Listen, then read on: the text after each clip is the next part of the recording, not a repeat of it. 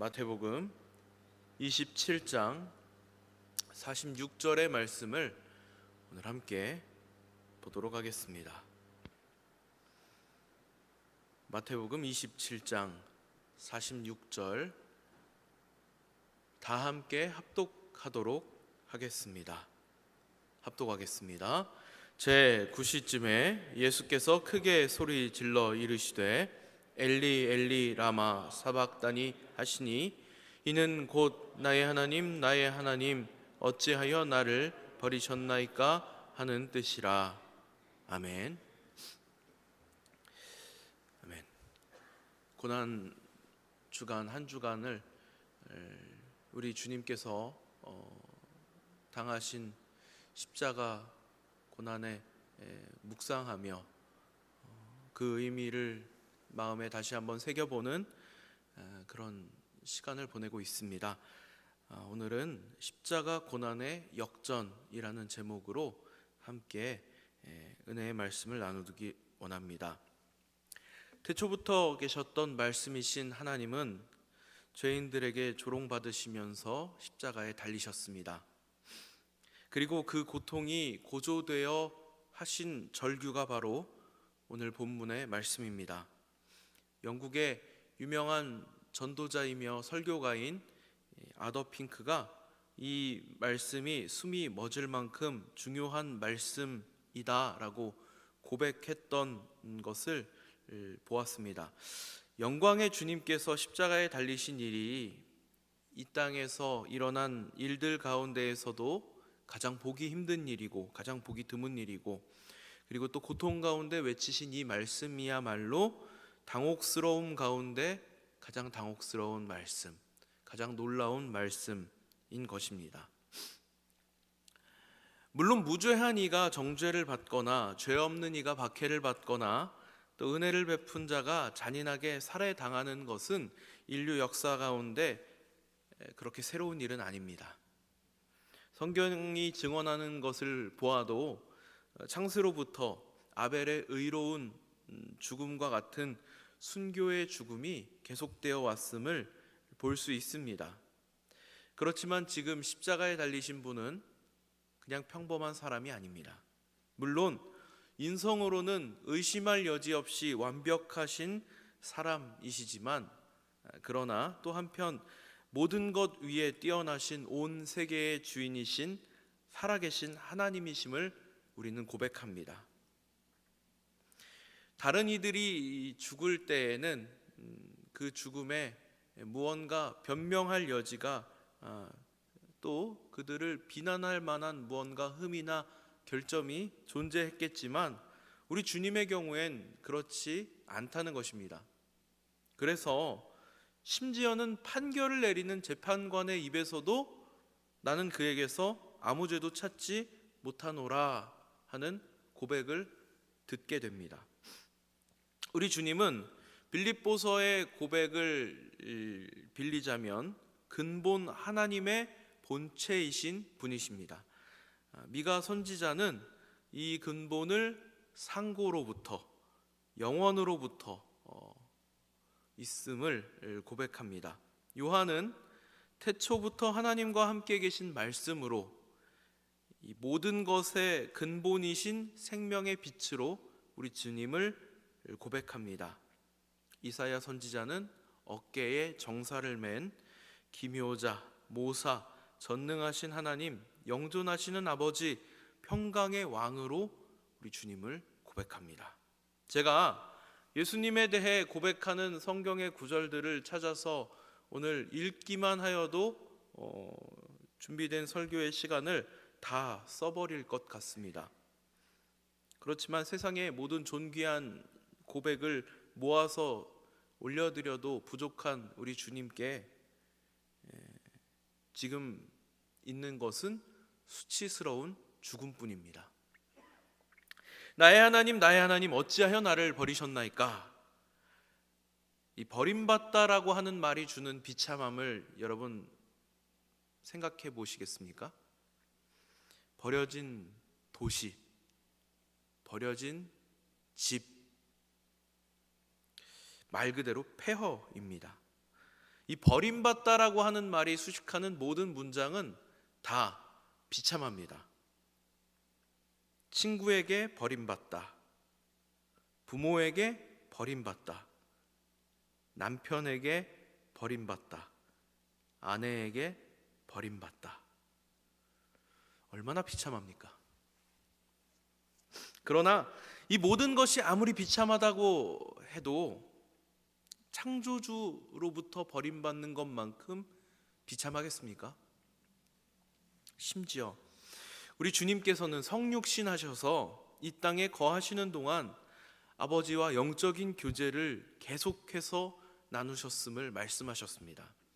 무엇 하나도 아버지 뜻대로 하지 않은 일이 없으셨습니다. 그러나 지금 우리 주님께서는 아버지로부터 버림을 받으신 것입니다.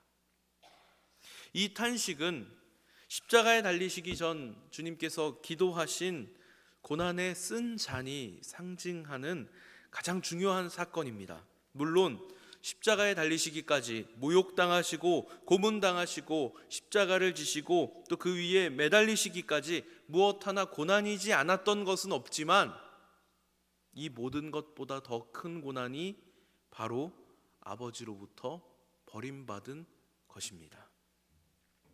우리 하나님은 당신의 백성들이 아무리 패역하게 굴어도 자기 백성을 버린 적이 없으신 분이십니다. 언제나 곤경 앞에서 그들의 피난처가 되어 주십니다.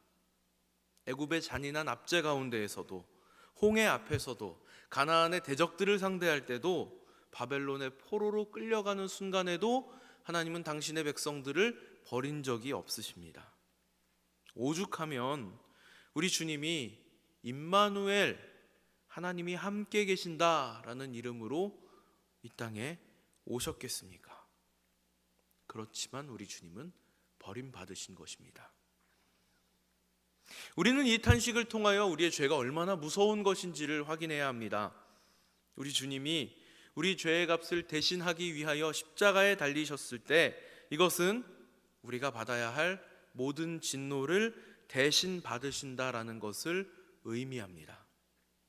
우리말로는 다 표현하기도 부족한 하나님의 거룩하심과 하나님의 영광스러우심과 하나님의 정의로우심 앞에 우리가 감히 설 수 없음을 우리는 기억해야 하는 것입니다. 최초의 죄가 아담의 불순종으로부터 시작되었습니다. 아담은 불순종함으로 그 자신을 사망으로 이끌었습니다. 그리고 그 다음은 형제를 죽이는 일로 이어집니다. 그리고 인류는 계속해서 하나님 앞에 죄 짓는 일을 반복합니다. 죄의 결과는 무엇입니까? 사망입니다. 이 죄가 절정에 이르러 십자가에 하나님을 죽이기까지 하는 것입니다. 죽음은 죄의 필연적 결과입니다. 죄가 없었다면 죽음도 없었을 것입니다. 이 죽음은 단지 생명의 호흡을 멈추는 것을 말하는 것이 아닙니다. 죄의 싹은 영적인 사망을 의미합니다. 죄는 결국 하나님으로부터 분리되는 것을 말씀합니다. 이미 에덴 동산에서 드러났습니다. 타락하기 전 아담은 하나님과 친밀한 교제를 나누는 복 가운데 거하고 있었습니다. 그렇지만 그가 하나님 명령에 불순종하고 우리 인류에게 죄가 들어오는 순간 하나님의 낯을 피하고 숨게 됩니다. 하나님으로부터 멀어지는 것입니다. 죄는 하나님으로부터 멀어지는 것이고 하나님과 단절되는 것이고 하나님께 쫓겨나는 것입니다. 우리 주님은 지금 자기 백성들이 당해야 할 고통을, 대가를 대신 치르고 계신 중입니다. 죄가 없으시지만 죄인들이 당해야 할 영적 사망을 경험하고 계시는 것입니다. 아버지와의 친밀한 교제가 끊어지는 경험을 하십니다. 우리는 이것이 오히려 당연하기 때문에 얼마나 고통스러운 일인지 자각하지조차 못하죠. 늘 죄 가운데 거하고 죄 짓는 일이 너무나도 자연스럽기 때문에 하나님과 단절되어 있다라는 것이 낯설거나 고통스럽다는 느낌을 받지 못합니다. 그렇지만 하나님과 친밀한 교제를 나누던 가운데에서 그 교제가 끊어진다는 것은 사망이고 단절이고 소망이 없는 일입니다. 우리 주님은 십자가에 달리신 고통보다 아버지와의 친밀한 교제가 끊어지는 일을 더 큰 고통으로 여기시는 것입니다. 이것이 바로 죽음입니다. 최후의 최후까지 하나님은 오래 참으심으로 기다리십니다. 그렇지만 끝까지 회개하지 않는다면 같은 경험을 하게 되는 것입니다. 하나님과의 영원한 분리, 단절, 곧 영원한 사망의 형벌을 의미하는 것입니다. 너무 무서운 말이죠. 우리는 경건하지 않고 죄인이며 하나님과 원수였습니다. 그렇지만 우리 주님께서는 우리가 아직 연약할 때 우리를 위하여 이 사망의 고통을 당하심으로 죄의 대가를 치르셨습니다. 이를 통해 우리는 하나님과 화목하게 되었습니다. 성경은 우리 주님의 이 십자가 사건이야말로 하나님의 사랑을 완전하게 보여주신 사건이라 증언합니다. 참으로 역설적이게도 우리는 주님의 죽으심을 통해 생명을 얻습니다. 근신하며 주님의 고난을 묵상하는 것은 결코 슬퍼하거나 괴로워하라는 의미가 아닙니다. 우리 주님의 고난을 묵상하는 것은 곧 우리에게는 생명의 소망이기 때문입니다. 우리가 슬퍼하고 괴로워할 것을 우리 주님께서 대신 하셨기 때문에 우리는 생명을 얻은 사실을 기뻐해야 하는 것입니다. 다시 한번 주님의 이름을 떠올려 보시기 바랍니다. 마태복음 1장입니다. 마태복음 1장 21절부터 23절까지 말씀을 함께 읽어보도록 하겠습니다. 읽어보겠습니다. 아들을 낳으리니 이름을 예수라 하라. 이는 그가 자기 백성을 그들의 죄에서 구원할 자이심이라 하니라. 이 모든 일이 된 것은 주께서 선지자로 하신 말씀을 이루려 하심이니 이르시되 보라 처녀가 잉태하여 아들을 낳을 것이요 그의 이름은 임마누엘이라 하리라 하셨으니 이는 번역한즉 하나님이 우리와 함께 계시다 함이라. 아멘. 십자가의 고난은 우리를 죄로부터 구원하시고 우리와 함께 하시기 위한 하나님의 계획이십니다. 이 말씀을 우리가 한 주간 깊이 묵상하는 가운데 우리 주님께서 십자가에 달리시고 고통당하시고 그리고 아버지와의 친밀한 교제가 끊어지는 사망의 고통을 경험하시기까지 하셨던 것은 우리를 죄로부터 구원하시기 위하여 당신의 백성을 끝까지 사랑하셔서 당신의 백성과 함께 하시기 원하셨던 하나님의 크신 뜻이었음을 묵상하시는 우리 성도님들 되시기를 축복합니다. 말씀 붙들고 함께 기도하도록 하겠습니다.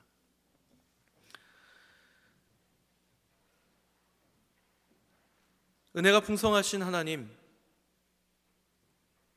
이 한 주간을 저희는 우리 주님의 십자가를 묵상하며 우리 주님 당하신 고난과 그 모진 치욕들을 다시금 떠올리기 원합니다. 물론 저희는 늘 언제나 우리 주님의 십자가를 바라보며 또 각자가 그 십자가를 따라지고 우리 주님 가셨던 길을 따라가야 할 것인데 하나님 특별히 이 한 주간을 더욱 그러하기 원합니다. 주님께서 지신 십자가는 죄인들을 구원하시기 위한 하나님의 계획이었으며 당신의 백성과 함께 하시기 원하셨던 하나님의 크신 사랑의 증거임을 저희들 다시 확인하고